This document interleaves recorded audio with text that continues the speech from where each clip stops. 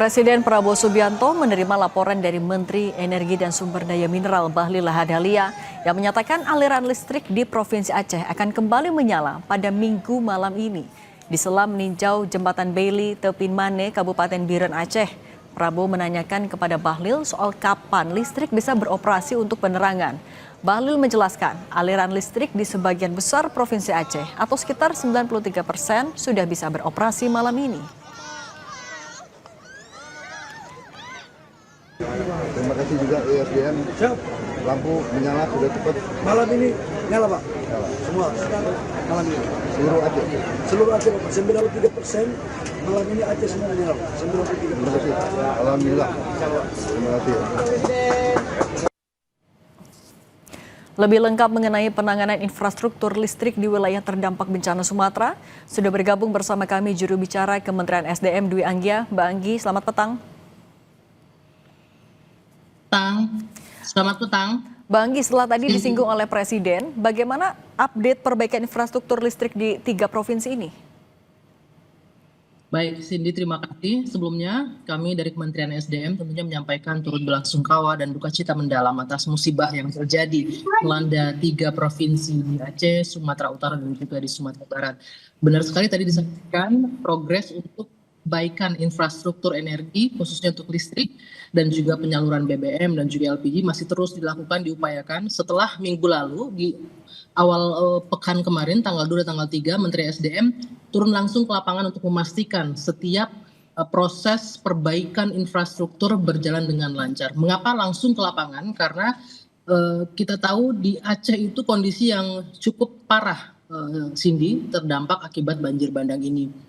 Dan ada kurang lebih 323 penyulang itu saluran utama untuk jaringan distribusi listrik yang terdampak di sana, dan hingga hari ini sudah menyala sebanyak 197. Overall untuk keseluruhan di Aceh itu memang progresnya masih terhambat karena ada 2 daerah untuk Aceh Tengah, Benar Meriah, dan juga Aceh Tamiang yang akses jalannya benar-benar putus total, sehingga pengangkutan untuk perbaikan transmisi ini dilakukan dengan menggunakan helikopter. Pengangkutan genset dan lain-lain dilakukan menggunakan helikopter. Namun perlu kami sampaikan, progres untuk beberapa daerah lainnya bisa disebutkan bahwa hingga malam hari ini 90%, mudah-mudahan insya Allah wilayah Aceh bisa diterangi, karena dari 1,5 juta yang terdampak, ini sudah 1 jutaan menyala di Aceh, sementara di Sumatera Utara dari 544.000 pelanggan yang terdampak, 541.000 atau 99%-nya sudah teraliri listrik, sementara di Sumbar sudah 100% listrik sudah bisa diakses di sana. Bang Anggi, kalau masih ada 2 daerah lagi yang masih terisolasi, artinya langkah untuk penerangan di sana juga seperti apa? Memang harus dibuka dulu atau dari Kementerian SDM juga akan intervensi untuk membantu proses penerangan atau listrik bisa masuk? Ya, akses memang sulit sekali. Saya mendampingi Pak Menteri pada hari Selasa dan Rabu kemarin, menyaksikan sendiri Mbak Cindy bahwa kondisi jalan itu terputus, bahkan kami harus melewati sungai menggunakan batang kayu dan tali untuk bisa berpindah dari Tapanuli Selatan ke Tapanuli Tengah untuk Sumatera Utara. Demikian juga di Aceh hanya bisa diakses dengan menggunakan helikopter. Itu pun untuk pembangunan transmisi, khususnya di wilayah yang menghubungkan Biren dengan Arun untuk saluran utama tegangan ekstra tinggi atau SUTT-nya harus dibangun, diangkut secara manual. Ketika sudah di airdrop menggunakan heli, kemudian dibawa dari satu transmisi ke transmisi lain yang jaraknya 3-4 km, bayangkan harus dipanggul oleh manusia karena memang itu di tengah hutan yang remote sekali, tidak ada akses apapun di situ, sehingga inilah yang menghambat. Namun sampai malam ini 89% SUTT Biren Arun dan juga Biren Pesangan 89% sudah mulai berdiri. Kami sempat mengirimkan gambarnya tadi beberapa.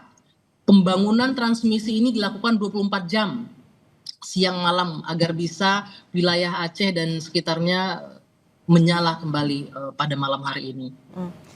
Berarti menegaskan, berarti untuk di 2 lokasi tadi masih gelap gulita, belum bisa terakses ya Mbak Anggi? Sebagian besar masih diupayakan menggunakan genset. Tadi kami mendapatkan laporan dari tim PLN melalui Direktorat Tenaga Listrikan bahwa genset itu didistribusikan menggunakan helikopter. Jadi ini untuk sementara, penerangan sementara khususnya untuk wilayah Aceh Tengah, Benar Meriah dan juga Aceh Tamiang karena itu lokasi yang sangat-sangat parah terdampak dan kami terus memonitor, kami memahami kebutuhan masyarakat di lapangan, tapi yakinlah, percayalah bahwa pemerintah tengah menangani ini dengan sekuat tenaga agar masyarakat di sana, para pengungsi di sana bisa mendapatkan akses listrik dengan segera. Dan yang menjadi kunci utamanya adalah tower emergency Biren dan Arun menjadi kunci agar pasokan ini bisa meningkat sehingga malam ini bisa menyala untuk seluruh wilayah Aceh. Kalau untuk di area-area pengungsian, Mbak Anggi, apakah bisa dijamin juga kalau malam hari ini mayoritas sudah bisa teraliri listrik di 3 provinsi?